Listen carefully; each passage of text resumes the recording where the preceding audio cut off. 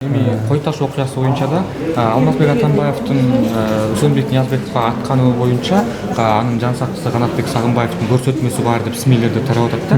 Атамбаев ошол спецназдар тарапка 7-8 жолу ок аткан депчи. Анан ушул боюнча ушул чынбы, канчалык деңгээлде чындыгы бар? Эми мындай да, мен деген азыр атты атпадын айтпай эле коеюн.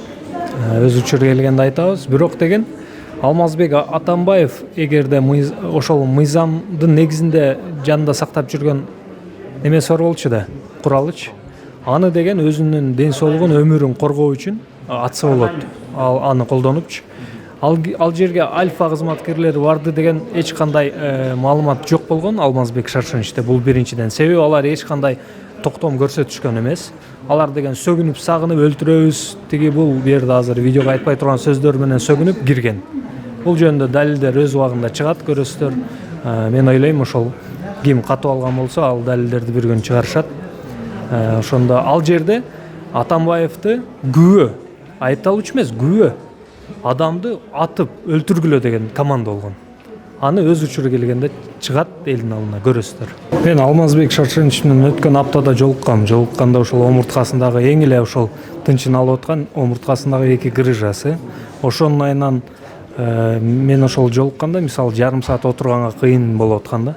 Бул жака кантип келип отуруп сотко катышат эгерде жарым саат менин жанымда отура албасачы. Мындан улам мен азыр сотко деле өтүнүч киргиздим. Мыйзамдын нормасы бар. Эгерде айыпталып жаткан адам оор менен ооруп жатса, сотко келип катышууга мүмкүнчүлүк бербеген.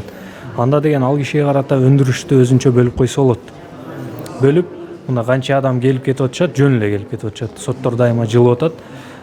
Ошондуктан андай дайыма эле жылдыра бербөө максатында ал кишиге карата өзүнчө өндүрүшкө ишти бөлүп, башкалардын ишин карай берсе болот деп ойлойм да.